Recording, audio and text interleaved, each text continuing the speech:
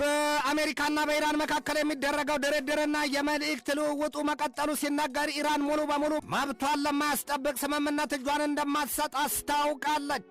ኢራን በእስራኤልና በአሜሪካ ተመተውባታል የተባለላቸውን ከምድር ጥልቅ ስፍራ ያሉ ከ50 እስከ 69 የሚሳኤል ምሽጎቿን መክፈቷም ተሰምቷል።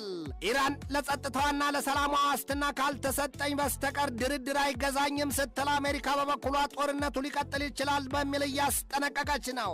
ይህንኑ ርዕሰ ጉዳይ በዓለም አቀፉ ትንታኔ ዘገባችንም መርጠን ተመልክተነዋል። ከትንታኔ ዘገባው ጋር ትዕግስቱ በቀለ ነኝ።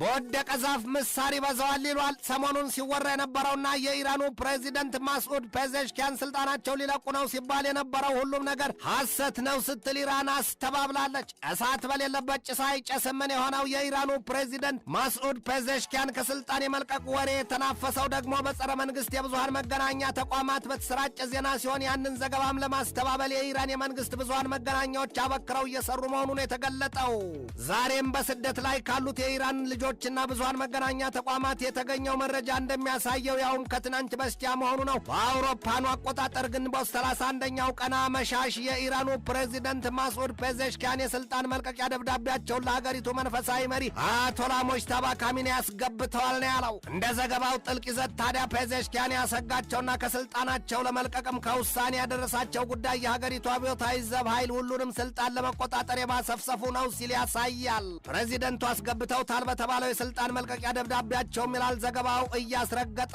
መንግስታዊ ኃላፊነቴን በተገቢው ማስኬድ አስችለኝም በአስቸኳይ መልቀቅ አለብኝ የሚል ነው። ዘገባው በዝርዝሩ ሀተታው ሲያክልም የፕሬዚደንቱን ጥያቄ የሀገሪቱ መንፈሳዊ መሪ አያቶላ ሙጅተባ ካሚኒ ይቀበሉት አይቀበሉት ያለው ነገር የሰጠው ፍንጭ የለም።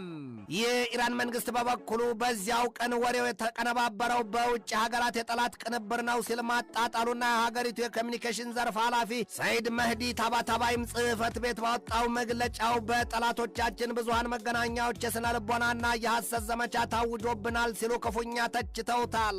ታባታባይ በማብራሪያቸው ፕሬዚደንቱ ፈጽሞ ከኃላፊነታቸውም ይሁን ኢራንና ህዝቧን ከማገልገል አይነቃነቁም፣ ጠላት ይሸማቀቅ ወዳይ ደስ ይበለውም ነው ያሉት። ኢራን ከአሜሪካም ጋር የሚታቀደውን ድርድር በተመለከተው አቋሟ በጸጥታዋና በሰላሟ ጉዳይ ጽኑ ዋስትና ካላገኘው ስትል ድርድሩን አልቀበለውም ነው ያለችው። አሁን በኢራን ዘንድ አሜሪካም ቱን ኢዝራኤል ሰውን ማመን ቀብሮን ነው ይሉትን ሆነዋልና ያንን የሰማው ዋሽንግተን ደግሞ ጦርነቱ ሊቀጥል ይችላል ሲል እያስጠነቀቀ ነው። በኢራን በኩል ዋናው ተደራዳሪ ሰው መሐመድ ባጌር ቃሊባፍ በሰጡት ማብራሪያ ተህራን ሙሉ በሙሉ መብቷ፣ ሰላሟ፣ ጸጥታዋና ጥቅሟን የሚያረጋግጥ ዋስትና ካላገኘች በስተቀር ከዋሽንግተን ጋር ድርድር ወይም ስምምነት ይሉት ነገር አይታሰብም ነው ያሉት። የእምቧይ ካቢሎትን ኢራንን በዚያ ልክ ያብተከተካትና ያንን መግለጫ ሊያሰጣት ያበቃት ደግሞ የሀገሪቱ ፕሬዚደንት ዶናልድ ትራምፕ የተናገሩት ጉዳይ ነው። ያውም ትራምፕ በንግግራቸው ማንኛውም የሰላም ድርድር ቀይ መስመሮቻችንን የጣሱ መሆን የለባቸውም፣ ያለቀውም ቢያልቅ ቴህራን ዩራኒየም ማብላላትም የኒኩለር ጦር መሳሪያ መስራት አትችልም የሚል ነው። ዋይት ሀውስ ባወጣው መግለጫው ትራምፕ ወደ መጨረሻው ስምምነትና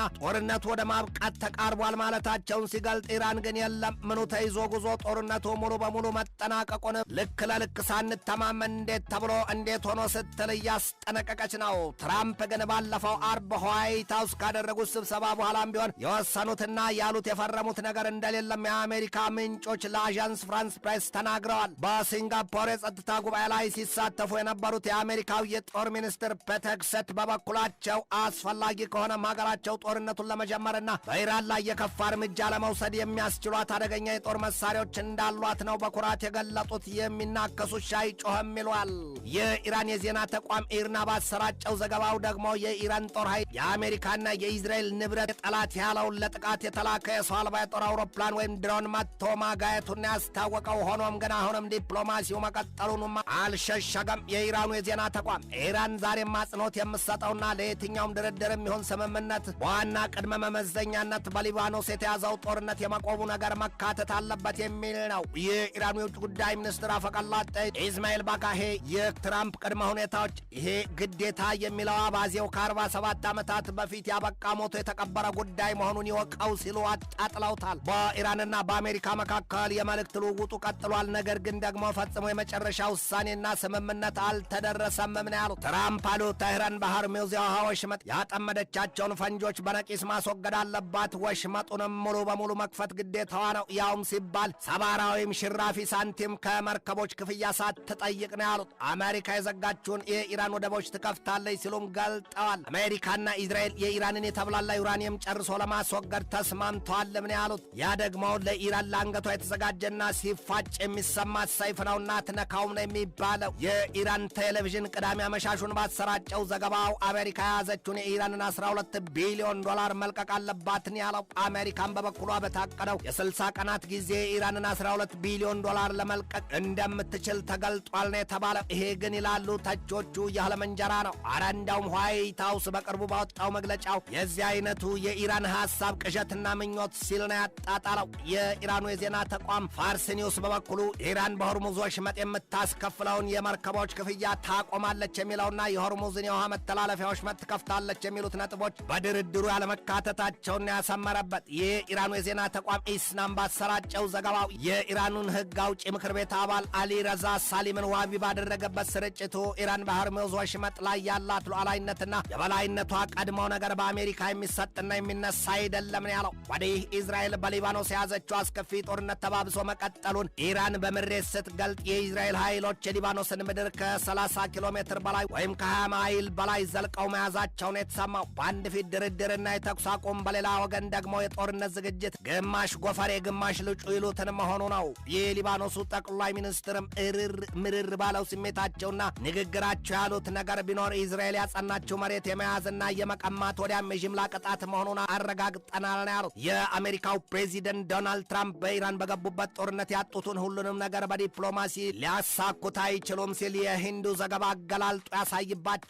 ከከፋው ወደ ባሰው ሆኖባቸዋል ምን ያላቸው ፍሮም ባድ ቱ ወርስ። መጀመሪያውኑ ትራምፕ ከህዝባቸውም ሳይሆን ከወዳጃቸው ከኔታንያሁ ወይም ቢቢ ጋር ብቻ መክረውና ዶልተው የገቡበት የኢራን ጦርነት ብዙ ግቦችን ያስቀመጠ እንደነበር አይዘነጋም። የኢራንን ጦርነት አሸንፎ የአያቶላዎቹን አገዛዝ ጨርሶ ለመንቀል የኢራንን የኒውክሌር ጦር መሳሪያ የመስራትና የመታጠቅ ትልም ማስወገድ፣ ዩራኒየም ማብላላት ይሉት ጉዳይ በእንጭጩና በለጋው ሐሳብ ሆኖ እንዲመክን ማድረግ፣ የኢራንን ሚሳይሎችም የውጤት ርቀታቸው ከክላሽ የረዘመ እንዳይሆን የማሳጠር፣ ኢራን በመካከለኛው ምስራቅ ቀጠና ለምትሰንቅና ለምታስታጥቃቸው ኃይሎች እንዳብነትም ለጋዛ ሰርጡ ሐማስ፣ ለአላቅሳ የሰማዕታት ብሪጌድ፣ ለአልቃሰም ብሪጌድ፣ ለኢስላሚክ ጅሃድና በሊባኖስ ላለው የህዝቦላ፣ በኢራቅና በሶሪያ ላደፈጡት የካታይብ ህዝቦላና ለሌሎች ኃይሎች የምትሰጠውን ማንኛውንም ድጋፍ እርግፍ አድርጋ እንድትተው ማድረግ የሚል ግብ ይገኝበታል። ሁለቱ አሜሪካና እስራኤል ለማሳካት አልተቻላቸውም የሚባልላቸው ይኸው ዕቅዳቸው ኢራንን ሲገፈትሯት የምትወድቅ ሳትሆን መልሳ የምትገፈትር ሆናባቸዋለች ችሏቸዋል። ጦርነቱ ለትራምፕ በመጥፎ ሁኔታ ስም የሚሰብር ሆኖባቸዋልም ሲል የሂንዱ ዘገባ ይተነትናል። ትራምፕ አሸንፋለሁ ሲሉ የገቡበት ጦርነት አፈርጥ ብላ ሄዳ ሳብጣ መጣችን ሆኖባቸዋል። የአሜሪካ ሹማምንት ገሚሶቹ ሀገራቸው በኢራን የያዘችውን ጦርነት ትገፋበት ዘንድ ሲያማክሩ ይሰማል። ለዚህ ደግሞ እንደ ማሳያ ሴናተር ሊንድሴይ ግርሃም ያሉትን መጥቀስ ይበቃል። ትራምፕ የመርዝ ኪኒን የተባለለትን የኢራን ድርድር ጉዳይ ያጠነክሩት ዘንድ ማወትወታቸውን የተሰማው ሆም ኦፍ ዘ ኒውስ ዴሞክራሲ ይላቸዋል ትራምፕን። ትራምፕ ሙሉ በሙሉ ከራሳቸው ጋር የሚጋጭ አቋም አንጸባርቀዋል ስላሳይቶባቸዋል። ትራምፕ ከፎክስ ኒውስ ጋር በነበራቸው ሰፊ ቃለ ምልልስ መጀመሪያም አሜሪካ በኢራን መግባት አልነበረባትም ሲሉ ትራምፕ በኢራን ጦርነት ለተሰዉባቸው 13 ወታደሮቻቸውና ለቆሰሉባቸው በመቶ የሚቆጠሩ ወታደሮቻቸው የተጸጸተ ልባቸውን አሳይተዋል። ጉዳዩ የፈሰሰ ውሃ አይታፈሰን ሆኖባቸዋልና መለስ አድርገው ደግሞ ፕሬዚደንቱ ሀገራቸው ባለፈው ሳምንት መጨረሻ ቀናት የኢራንን ዋና የሰው አልባ የጦር አውሮፕላን ወይም የድሮን ማዘዣ ሰፈር በጎሩክና በቀሺም ደሴት ክፉኛ አውድማለች ብለዋል። ኢራን የአሜሪካውን USMK-1 ሪያፖር ድሮን መታ ማጋየቷን ተከትሎ አሜሪካ ለዚያ የኢራን ጥቃት የወሰደችው የበቀል አጸፋ ምላሽ መሆኑንም አስረድተዋል። አያዞር ሲዞር አደረ ይሉትን ያስታውሷል። ትንታኔ ዘገባውን ስናዘጋጅ በዋቢነት ኤዥያ ቱዴይን፣ ኤዥያ ዋንን፣ ኢንዲያ ቱዴይን፣ ፎክስ ኒውስን፣ ቮይስ ኦፍ ኤሚሬትስን፣ ፍራንስ 24ን፣ ሮው ስቶሪን፣ ቴሌግራፍን፣ ቻሪቲ ወርልድና ጄሩዛሌም ፖስትን ተጠቅመናል።